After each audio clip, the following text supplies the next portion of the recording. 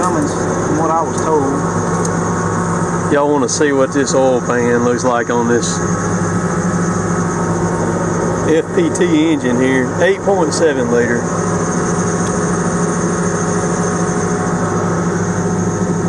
You got to put a that's the gasket right there, ain't it? Or so that whole thing comes off then? Yeah. Oh, I see it right there. It's just got a lip that it goes in. There it goes. Okay, it's kind of like a window seal gasket then, or like what would go on a window seal. I just gonna get them a little bit of footage here right quick. You don't be scared to talk. That's what the bottom of that engine looks like right there. It's seeping some oil out of it. So we pulled just the cool thing about this one is you can pull the oil pan off of this one with the engine in it.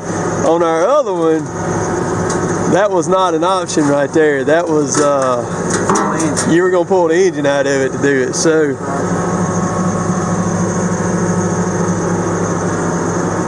how many gallons of oil does this one hold right here? 5.5, 6, okay.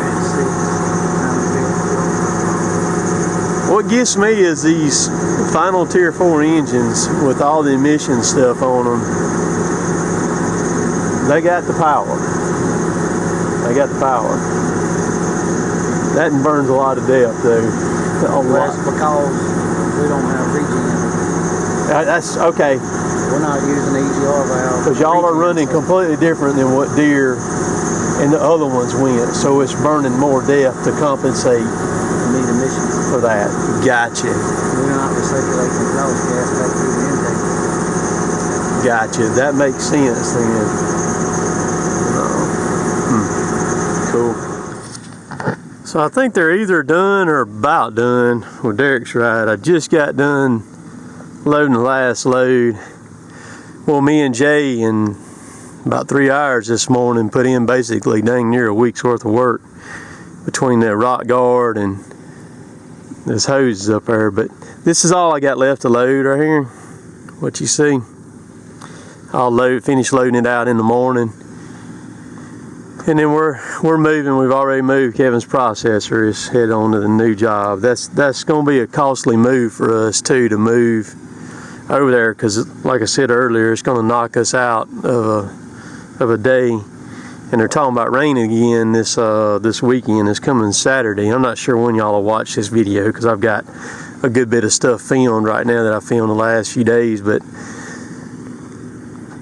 I know there's probably going to be some people who are going to say something about the cutter and having to take the oil pan off of it and all that stuff like that. And there's some people wanting a story time video, so I'll give y'all a quick story time right here. We bought a brand new John Deere 843. When they first came out with the 843s, they was building the 643s, and then they come out with the 843. We bought one of the first ones.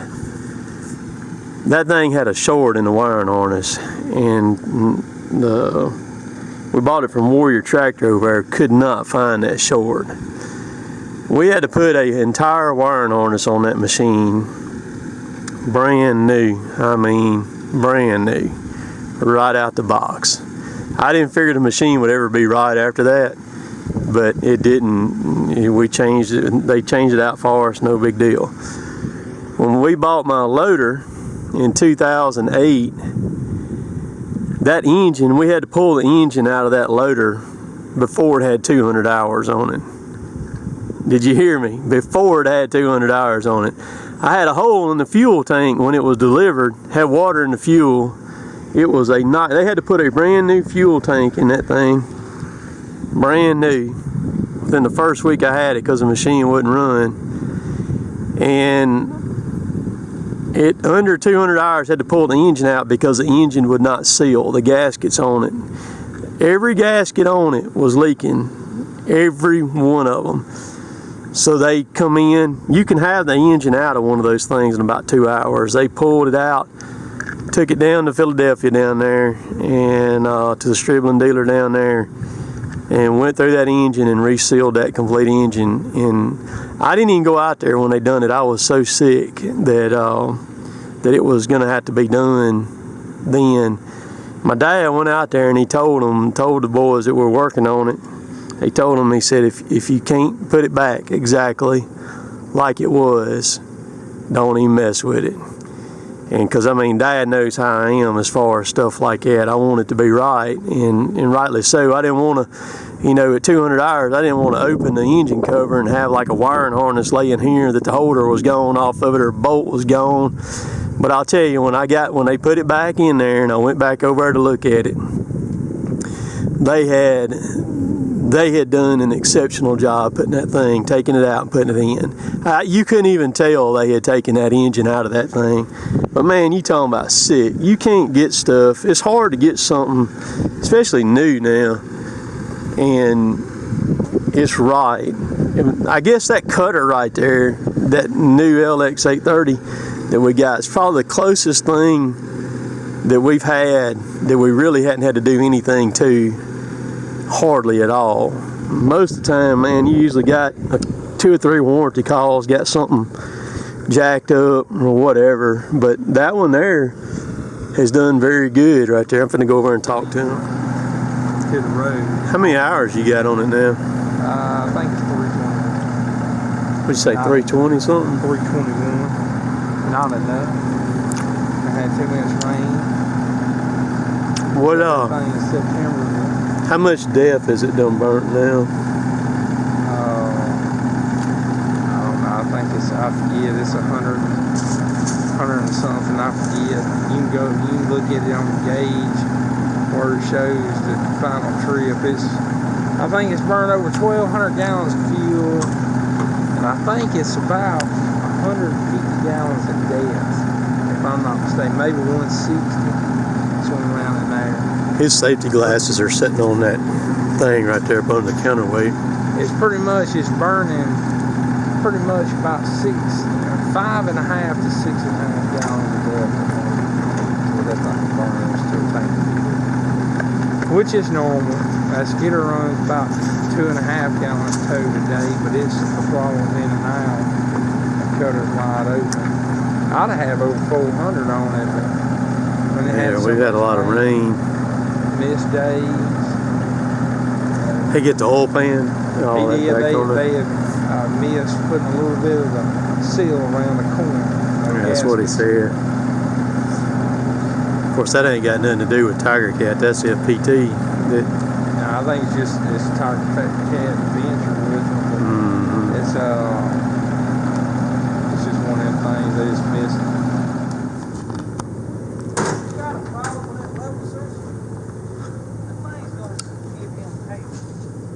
I still hadn't run this thing yet. I just hadn't had an opportunity. I get asked a good bit about the disc and sharpen them. What we do on this. This job here was bad sandstone. Derek's got a new set of teeth to go on it. I've got some videos showing how we swap these things, but there's a tooth right there. See that bolt goes through, goes all the way through, and it threads through the center of it right there. These sandstone up here eat these teeth up. So they're carbide, they got carbide tips on them. So when you change them, you just take the bolts out. Now you can flip them, because they come with 4 sides here. So you got 2 cutters over here, and you got 2 cutters over here. So you can take, as long as you hadn't chipped these on the inside here, you can take the bolt out and you can flip the cutter to where you get it over here to the other 2. But a lot of times you'll chip them on the inside too sometimes, and it's just nature of the beast, man. People cut up in the North Alabama, Tennessee, Kentucky, the East Coast, Virginia, all those areas up in there that have those limestone and granite type rock and stuff like that, boy. Y'all know exactly what I'm talking about as far as eating up some teeth. They'll last. I mean, if you're cutting in normal ground pine, they'll last a long time, but you don't sharpen them, you just replace them. It runs roughly about $1,000 to put a set of teeth on there, on that head right there. Is what it costs to replace them. But Derek's right, we've lost a good bit of time this fall because of rain going into winter. But if we hadn't had the rain, we wouldn't have been able to haul. All the mills are been full. So just now the mills are low. A lot of them are, several of them are out around here now, and so that's going to help things out a good bit. That's one of the reasons why we're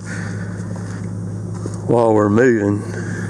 And I'll also see if I can get my thumbnail right here.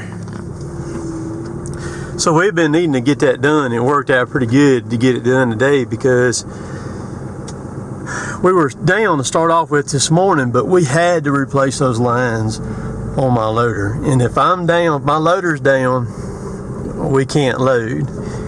And so because I had gotten to where I couldn't keep oil in it. And that oil costs so much money now.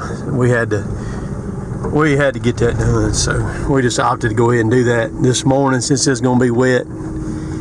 Anyhow, and knock that on in the head. So there's your 3 Deere pieces: the 850 John Deere, the 748 G2, and then the 772 CH over there.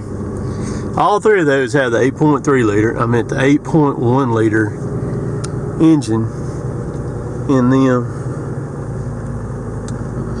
Yep, all 3 of those are very good machines.